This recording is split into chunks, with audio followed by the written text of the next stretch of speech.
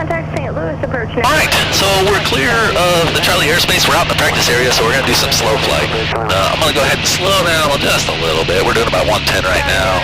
Contact Holman approach. Go down to about 2,000 RPMs. A little bit of aft trim, just slow me down a little bit. I'm going to start doing my clearing turn. So I'm going to go to the left, I look before I turn.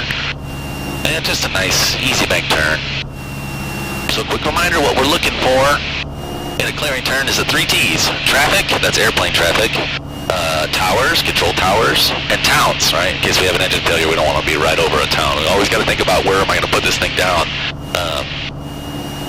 Should I have an emergency, right?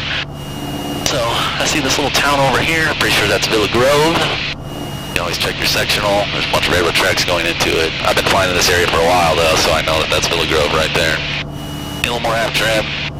Have a little subtle descent going on. Remember, a clearing turn is either 290s or 180. I'm just going to do 290s. We'll start back on this south heading. Everything's looking pretty good. Little peek of the instruments every once in a while on these turns. Making sure I'm not pulling up. Typically, from the left-hand seat, a new pilot, when you bank to the right, you're going to end up pulling a little bit and pulling the nose up. In a left-hand turn, you're going to end up pushing. One thing that you can do is be on the lookout for these armrests right here, because if you anchor your elbow down in there, when you rotate the yoke to put an aileron, your hand's going to come towards your body because it just has to, right? Ergonomically, that's what's happening. But if you take your elbow off of there, then you can actually rotate it without pulling or pushing. Alright, so we're on a southerly heading, everything looks good. I got Tusco over there, about 4 miles. I know there's a little airport should I have an issue. So now I'm going to do my slow flight. Clearing turns are done, gums check. Gas on the fullest. Undercarriage is always down in this plane. The mixture I'm going to leave rich. The pump I don't need at this altitude. I got plenty of altitude to work with. And the systems are all green. Alright, so here we go. I'm right on my southerly heading. I got these nice roads right out in front of me, so I'm going to use those for my reference because I know my nose is going to come up at some point here when I start slowing down. So I'm going to reduce my power from 1500, 1600. Check my white arc, looks good. I'm going on a notch of flaps. I'm watching my nose though. Every once in a while I take a peek. Altitude's still looking good. Start bringing the nose up slightly. Nice and smooth with the flaps. I can feel the controls starting to mush. It's getting quiet in here. There's 60 knots. I'm going to add some power. Get my nose up by the horizon.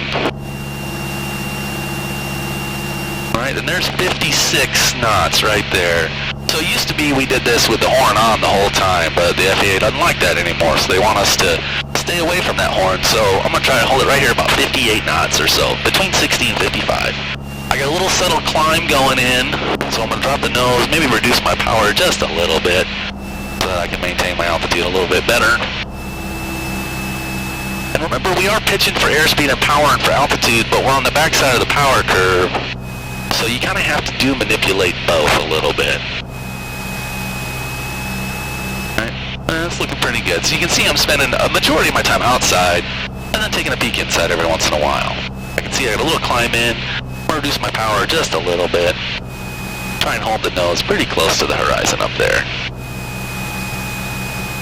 Alright, here we go. Now I can trim it out too so that I can probably just go hands off. Nose is dropping a little bit every time I let go.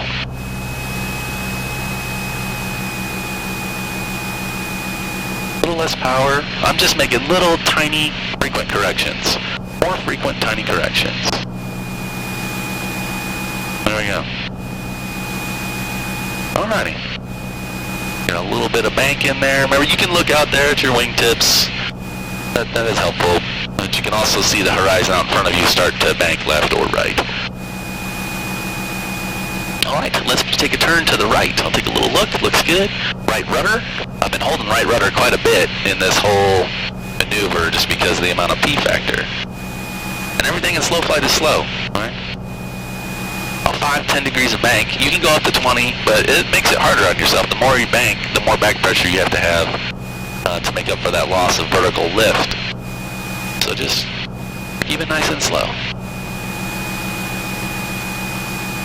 And in a configuration like this with lots of P factor, sometimes you don't really have to add much right rudder to roll out of a right turn. I'm sorry, you don't have to add much left rudder. You just kind of reduce your right rudder a little bit. Alright, here, a little bit of left aileron, just kind of reduce that right rudder a little bit. And now I'm on my west heading. You can see I got roads and stuff out in front of me.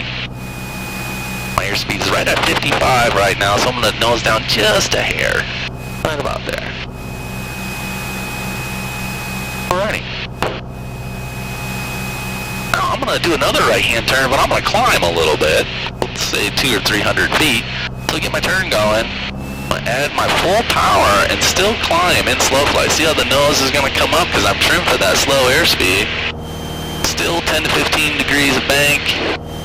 Peeking at my airspeed every once in a while, making sure that it's not gonna get too high or low. Had to make a little pitch adjustment. I was getting a little slow. Let's go up to 3,300 as we turn to the north here. I got full power, higher pitch attitude. There's my altitude, so I'll keep the turn coming around the north and reduce my power back around 2,000. I go back to that same pitch attitude. My airspeed has been right at 58 this whole time. A little high at the moment. Still got that climb going in, so I'm just going to reduce my power a little bit, not let the nose move too much. Airspeed's still looking good. Alright, I overshot a little bit. I'm at 3,400. But I'm all leveled out here right at 57, 58 knots. Alright, left-hand turn. This time, just reduce my left-right rudder a little bit. Just nice and smooth. Going around. Everything looks good over there. Little peek at the instruments.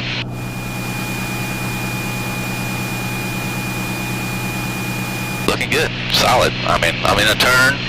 Hands free. Nothing's moving. Right at 3,400. PSI's not moving. The nose is steady. You can see how slow this turn is. Almost painfully slow. But just enjoy it. Alright, there's the left-hand turn. Let's go ahead and do another left-hand turn. We're going to descend this time. Let's turn back all the way to the east. We'll do a 180. Alright, to descend in slow flight, I'm going to reduce my power. Down around 1,600 or so. Let the nose down just a little bit. I got my VSI coming down. I'm back outside, so that's the pitch attitude I'm going to hold here.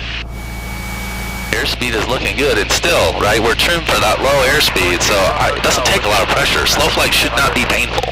Once you get it set up, and you get it trimmed out, look, I'm in this turn. I'm just sitting here fat and happy. Right at 58, 59 knots. Coming around, I got a nice subtle descent, about 200 feet per minute. Just coming around, nice and smooth as could be. My descent's shallowing out, so I'm just going to reduce my power just a little bit. Every time I reduce power, I just take a peek at my airspeed, make sure it's still looking good. Right now that I've leveled out, I can go back to more of a slow flight pitch attitude, but I'm still decreasing. We'll try to get back down to 3,000 feet in slow flight.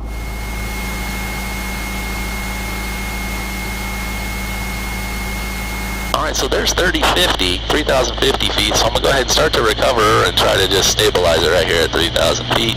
So, a little bit of right rudder as I pitch back up for that descent. Add my power. Airspeed's just a little hair high, so I'll bring the nose up a little bit, but that puts me into a climb, so I got to reduce my power slightly. There we go. Just like that. Alright, so that's turns, climbs, and descents in slow flight. Now let's recover. Full power. Reduce the third notch of flaps level pitch attitude. Now I'm fighting it. I can feel the yoke is pushing against me, right? We're trimmed for that slow airspeed. Keep cleaning it up nice and smooth. Don't let the nose bounce around. Those are all off. Get back up to around 100 knots. Altitude's looking pretty good. There's 100 knots back outside. Reduce my power back around 2,000 or so, 2,100. Trim out any pressures that I'm feeling. Still dropping just a little bit, so then I let go, adding a little more aft trim because the nose wants to drop. There we go. There we go. Look, Mom, no hands. This is what you're doing to try to make sure you got the airplane configured right. Don't fight the plane. Let it work for you.